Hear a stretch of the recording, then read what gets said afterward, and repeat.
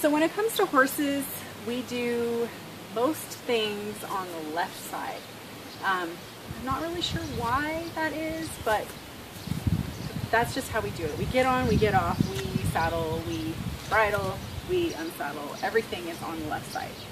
And as horses become more trained and more just used to being handled, we can, I could saddle this horse on the right side or unsaddle him on the right side or anything like that if I wanted to.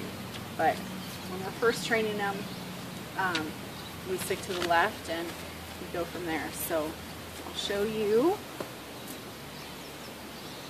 how we're going to get saddled and ready to go for a ride. And first I'm going to put my blanket on. I'm going to stand right here by his shoulder.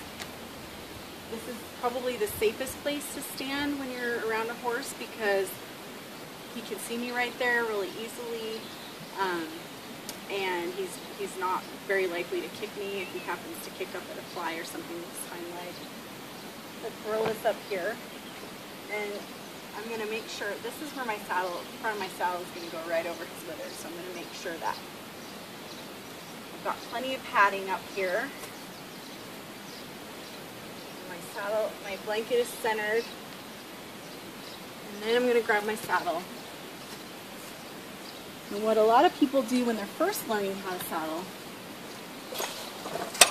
is they'll gather up their cinches like this, throw their stirrup over the saddle horn, and just sort of set the saddle up here.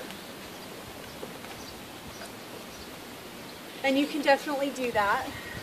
The way that we saddle most of the time after we've learned how to do it is I grab a hold of the front of my saddle right here, I grab a hold of the cantle of my saddle right here, and I just swing it up. Let the momentum carry it over. You'll notice that I grab my saddle horn and pull the front of my blanket up. That's the first thing I do once it's up there.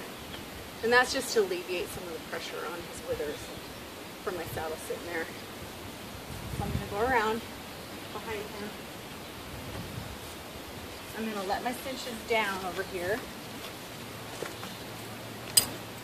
And the saddle was on him last, so I don't need to adjust anything. But if it was on a different horse, I'd probably need to adjust my cinches on this side so that they fit. So the center D-ring on my cinch lines up at the center of his belly.